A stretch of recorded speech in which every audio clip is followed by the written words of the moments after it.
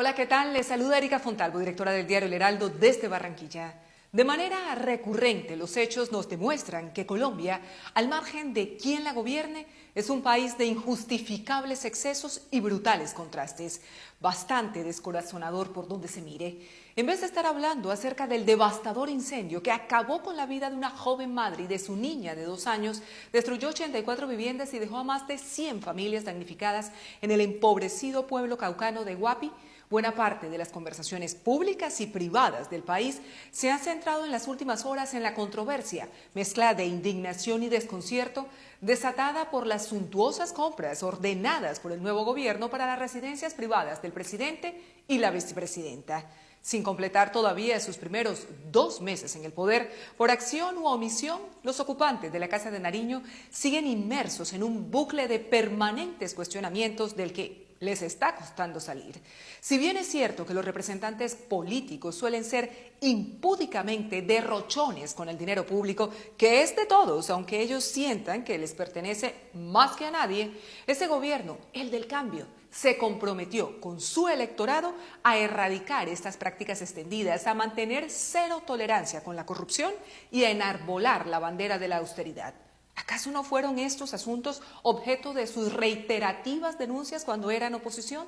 El ejemplo debe empezar por casa, pero hasta ahora situaciones que ponen al descubierto posibles despilfarros de recursos oficiales indican que sus intenciones parecen estar lejanas de la realidad esperada por sus electores, más leales que en algunos casos se sienten irrespetados.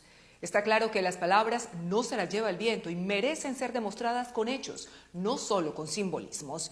Deberían ya ser conscientes de esta ambivalencia.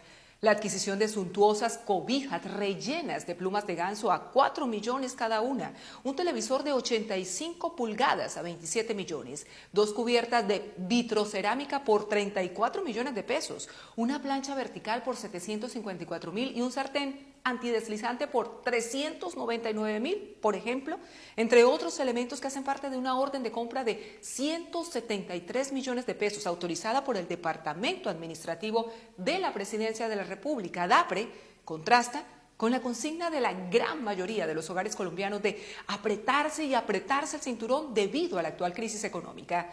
Entre otras regiones, en la costa, por cuenta de esa insufrible alza de la tarifa de energía o de la imparable carestía por el valor de los alimentos. No son las instituciones públicas las que deben marcar el camino en la nueva historia de austeridad que exigirá muchos más sacrificios de la ciudadanía cuando se sienta en el bolsillo el impacto del incremento de la gasolina y a futuro el de la reforma tributaria que dará cumplimiento al gasto social prometido y a la búsqueda de recursos para la reforma agraria y la industrialización del campo. No se trata de acusaciones por falta de transparencia, aunque también deberían determinarse si existen eventuales sobrecostos, sino de buen juicio. Se equivocan quienes pretenden justificar esta ausencia de toda lógica consecuente con los principios profesados, advertida además con preocupación hasta por los alfiles del petrismo. No es con populismo, demagogia ni acusaciones con espejo retrovisor. Los anteriores gobiernos hacían lo mismo o cosas peores. Es lo que insisten con vehemencia, cómo podrán salir avante de crisis como esta, que ponen en evidencia la incoherencia entre sus mensajes y acciones. Pese a su triple salto, cada vez que estalla una polémica, a más de uno le está quedando grande la responsabilidad histórica que millones de votantes les otorgaron en las urnas. No solo por lo que hacen, sino porque, a continuación, tratan de defender lo indefendible. En su cruzada por intentar librar al presidente Gustavo Petro del impacto de su sucesión de desaciertos, podrían llegar incluso a desgastar el teflón político del mandatario, que de acuerdo con lo sucedido a otros populares líderes políticos de nuestra historia reciente, no es indestructible. Aprender las lecciones políticas, éticas y morales lo antes posible para dejar de alimentar el caos, actuando con coherencia y mostrando respeto por sus electores, sería una correcta forma de recomenzar. Desde El Heraldo, seguimos en contacto.